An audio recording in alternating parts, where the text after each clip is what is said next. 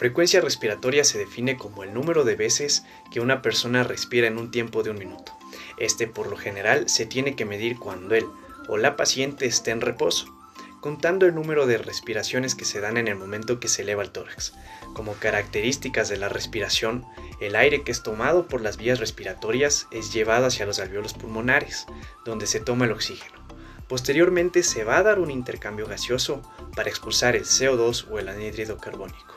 Este proceso, como es involuntario, va a ser controlado por el bulbo raquídeo. En la respiración, aparte de los órganos del aparato respiratorio, intervienen diferentes estructuras de la caja torácica. Es por eso que en la fase activa o la inspiración, los órganos encargados de llevar el proceso van a ser el diafragma y también los músculos intercostales. En cambio, la fase pasiva o la expiración va a depender de los músculos intercostales internos, los músculos de la pared abdominal como el transverso del abdomen, los músculos oblicuos, el músculo piramidal y el músculo recto mayor del abdomen. Los valores de la frecuencia respiratoria dependen de la edad del paciente. Por lo general, los recién nacidos tienen una frecuencia respiratoria de 30 a 40 respiraciones por minuto. El primer año de vida, la frecuencia respiratoria va a estar entre los 26 y 30 respiraciones por minuto. El segundo y el tercer año de vida, la frecuencia va a estar de 25 respiraciones por minuto.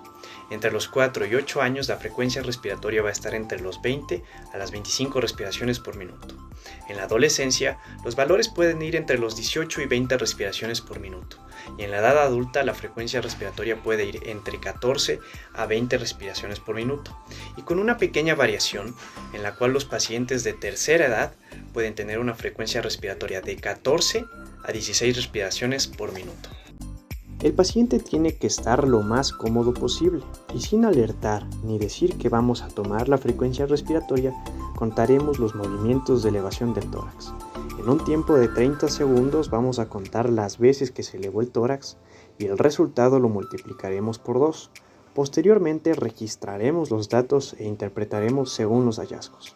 Ahora, cabe recalcar que si él o la paciente tiene un ritmo respiratorio irregular, es mejor controlar la frecuencia respiratoria durante un minuto o más tiempo de ser necesario.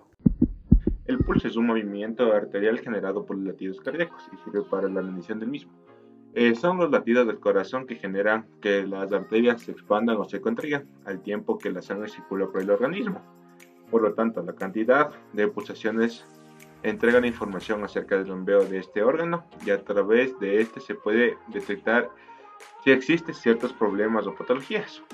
El pulso es uno de los signos vitales más importantes, uno de los primeros que se observa cuando, por ejemplo, una persona ha sufrido un accidente o una caída importante, o sufre algún tipo de patología. ¿Dónde se mide el pulso? Existen ciertas zonas del cuerpo donde el pálpito se percibe con mayor claridad. Incluso se puede detectar con los dedos. Estos son el cuello, la muñeca, la sien, el interior de la rodilla, la ingle y la cara interna del pie. En este momento vamos a proceder a la toma del pulso de un paciente. Tenemos que tomar en cuenta que el paciente no se encuentra agitado y si realiza alguna actividad física tiene que pasar alrededor de 10 minutos. Vamos a tomar en la vena radial que se encuentra ubicada debajo del pulgar. Ocupamos el dedo índice y el dedo del medio para la toma, asegurándonos de no presionar mucho, ya que puede interrumpir el riego de la sangre. Tenemos que tomarlo durante 1 minuto o 30 segundos y multiplicarlo por 2.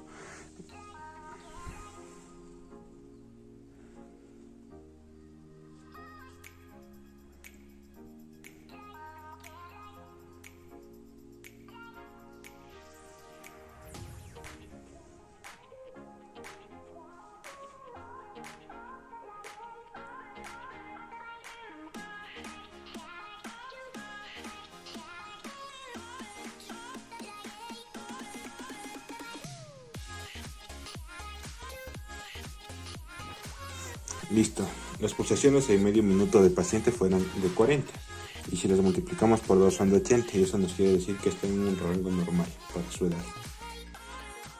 ¿Qué es una taquicardia? Cuando la frecuencia del corazón es demasiado elevada por encima de los 100 a 120 latidos por minuto.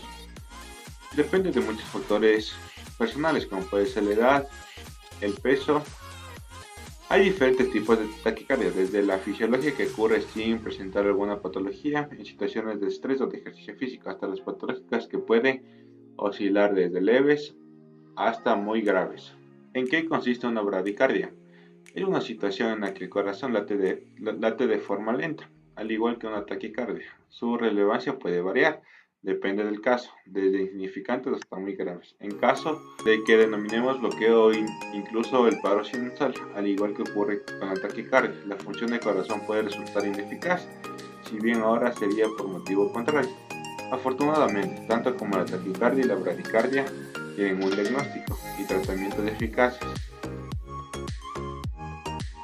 Hola, soy Doménica Guzmán y te voy a explicar un poco sobre la temperatura. La principal fuente de calor en el organismo es la combustión de alimentos, la cual se da en los músculos y en el hígado. La temperatura es indispensable para mantener estables los procesos biológicos.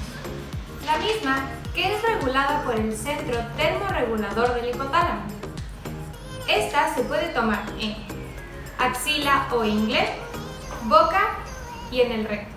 Si la temperatura es mayor a 37.2, estamos hablando de una hipertermia. Y si es menor a 36.5, estamos hablando de una hipotermia. Siempre antes de tomar la temperatura tenemos que desinfectar el termómetro y asegurarnos que el mercurio esté en lo más bajo, haciendo estos movimientos. Y siempre verificar, como les había dicho antes, que el mercurio esté abajo. A nuestro paciente le vamos a pedir que abra la boca y suba la lengua. Vamos a proceder a ingresar nuestro termómetro justo debajo de la lengua y pedirle que cierre la boca. Así debe estar por aproximadamente un minuto. Después del tiempo, le pedimos a nuestro paciente que abra la boca, sacamos nuestro termómetro y tratamos de buscar nuestra línea de mercurio. Nuestro paciente se encuentra con 36.5, que es una temperatura normal.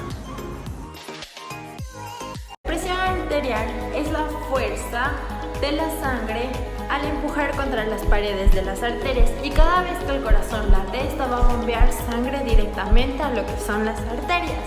Además, vamos a tener dos tipos de presiones, tanto la presión sistólica como la presión diastólica. La presión sistólica es cuando la presión arterial va a ser mucho más alta, cuando el corazón late y va a bombear sangre. Ahora, la presión diastólica es cuando el corazón se va a encontrar en reposo entre latidos, y la presión, por lo tanto, la presión arterial va a ser baja. Tener de dos tipos, la hipertensión y la hipotensión.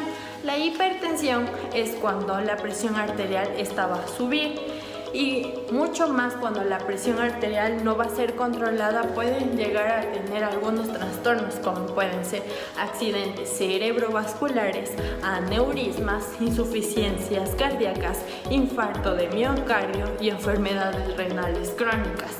Hipotensión, que para muchas personas puede causar mareos o en algunos casos desmayos, y en casos mucho más graves, la presión arterial baja puede ser potencialmente muy mortal. La persona debe tomar asiento por lo menos 5 minutos antes de la toma de presión. Debe estar relajada, con los pies en el piso y su espalda recta en el espaldar de la silla. Su brazo debe estar apoyado en un lugar recto a nivel del corazón. Debemos encontrar la arteria braquial antes de poner el mango en su brazo, 1 pulgada encima del pliegue del codo. Colocamos el mango no tan ajustado. Nos ponemos el estetoscopio correctamente. Colocar la campana a nivel de la arteria braquial. Presionamos la pera hasta que indique una presión de 20 a 30 milímetros de mercurio por la presión arterial sistólica determinada. Después debe ser desinflada a razón de 2 a 3 milímetros de mercurio por segundo. Después debemos escuchar detenidamente los sonidos que indican la presión sistólica como la diastólica. Aquí les dejo una tabla en rangos normales y graves. En la hipertensión,